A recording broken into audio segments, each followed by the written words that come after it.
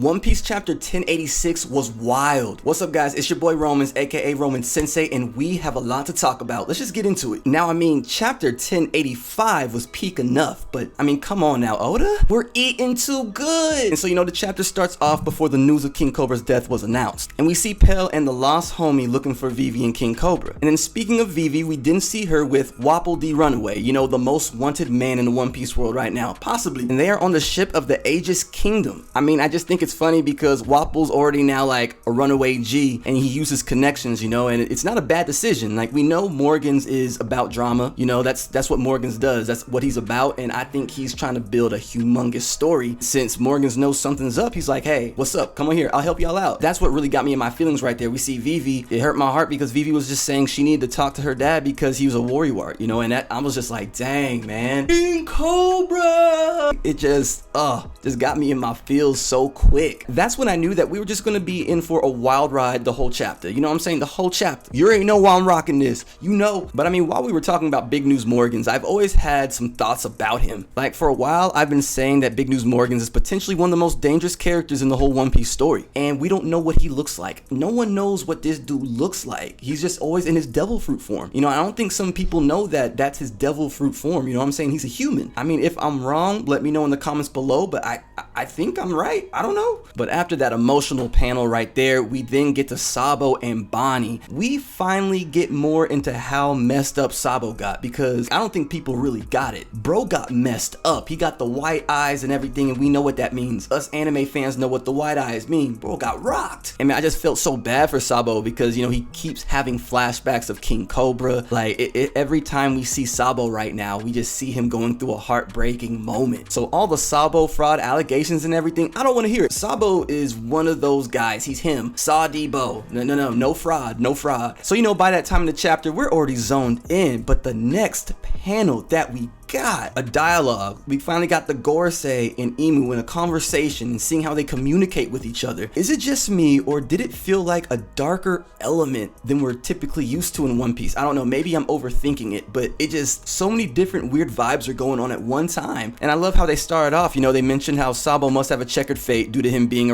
surrounded by the clan of D, the D clan. And that right there could, imprint him getting that initial, because we still don't know really if it's passed down to you on your bloodline or if it's from declaration. I have some thoughts on that as well. Probably gonna work on a discussion video and get that out like tomorrow or the next day or something like that. But the way that the Gorosei were just completely devoted to just anything Imu was saying at that moment. Like, of course they had some hesitation, but at the same time it's like, okay, we're still gonna do this, but why? Because the Gorosei did seem to be a little caught off guard when Imu said that they want to go and use the Mother Flame on the Lugia Kingdom. And speaking of Mother Flame, that's the name of the weapon that we all thought was possibly an ancient weapon, and it seems to just be a weapon that was developed by Vegapunk. Like, Vegapunk is really, he just be wildin', but at the same time, we don't really know how involved Vegapunk was with it. We don't know what it was actually made for. There's a lot of, blank spaces right there, but we know Vegapunk be turning up in that science lab, so it is what it is. And we finally get, the titles and the names of the Gorosei, and we get the branches and what they look over and what they are in control of. It's gotten very interesting. The door has just busted wide open now. Like, we have Gorosei Saturn, who is the warrior god of scientific defense, and now that explains, why he's at Egghead. But even during that conversation, how he was just okay with doing everything. He was like, okay, yeah, we'll get the weapon ready. Just give me a moment. And they were just ready to go. Kind of worried about Egghead, y'all. I don't know, because now we know about him having abilities. We still don't know what exactly his abilities will be. Everyone at Egghead's not gonna know. You know what I'm saying? Vegapunk may know, but it's gonna be too late. If it just happens to be Luffy that interacts with the Gorosei and Kizaru first, I can see Luffy asking who that old man is, and then it just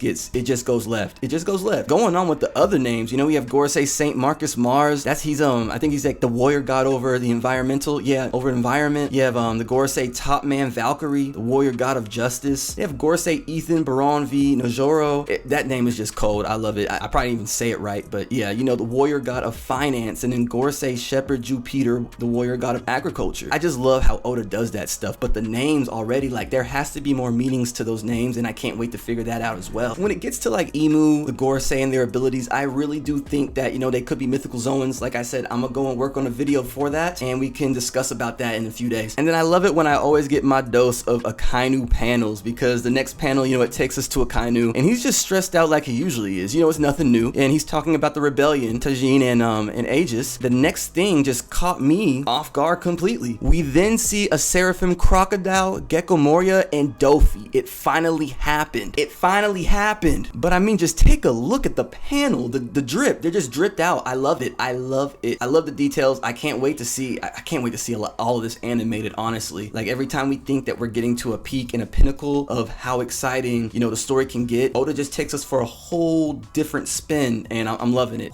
Whoo, man, all three of them at the same time? They just dripped out, but Croc dripped out, man. Probably have to make a video about Seraphim too. We're gonna have fun during this hiatus. Now the next part I want to talk about, this one right here, really got my brain going because Ivankov just started spitting. I didn't expect Ivankov to really know, you know, what Ivankov was talking about. Starts off with Sabo saying that he noticed that they pinned it on him when he checked the papers. But when he started to describe what he saw at Lelusia, oh my gosh, it gave me the chills. It really did. Even how he described it, he said he saw a huge object in the sky and then boom, Lelusia was just gone. I'm just like, wait, so was it like explosions? Did it teleport, you know? But it gave me the chills with that because, you know, then he said like what he saw wasn't a living thing or a natural disaster. And it's funny now because I'm just like, okay, yeah, well, what did Vegapunk create? But then again, like I said earlier, Ivankov just started spitting. Ivankov really brought up Emu's name, and I didn't even know that, you know, Ivankov really knew anything about that, which kind of confirms what most of us think about Dragon knowing so many of the secrets, you know? And it was interesting to me because Ivankov said the name is from the Saint Emu family of Nerona. When I looked it up, and I know a few other creators have looked it up as well, and Nerona means beautiful, and that family was one of the 20, you know, the 20 kings. But what I find interesting as well is not only does Nerona mean beautiful, it's also a rare condition of high intelligence. You know how Oda likes to play with things? It can mean so many things. Then even after that, you know, Ivankov brings up the immortality surgery possibly being a factor too. And I'm just like, Ivankov just has gems this chapter. Oh my gosh. And that's when Ivankov just started saying Vegapunk must be the one who made this mother flame weapon. And, you know, Dragon was like, nah,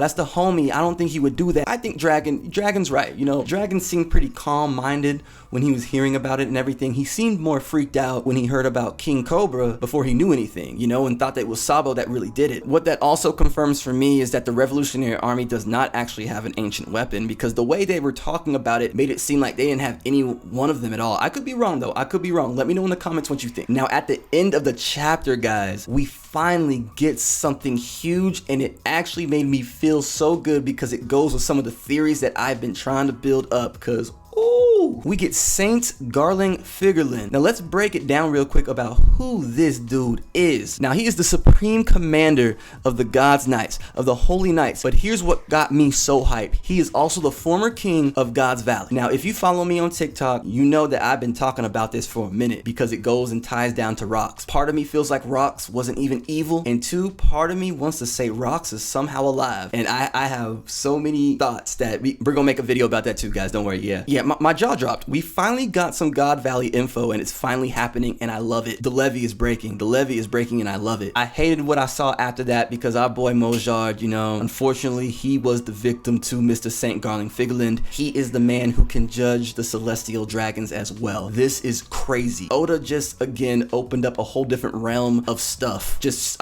I can't even use another word to explain it. I'm gonna just say stuff until we can digest it all. And now, as you all know, theories are going crazy now with Shanks and, you know, Mr. Saint Garling Figurlin.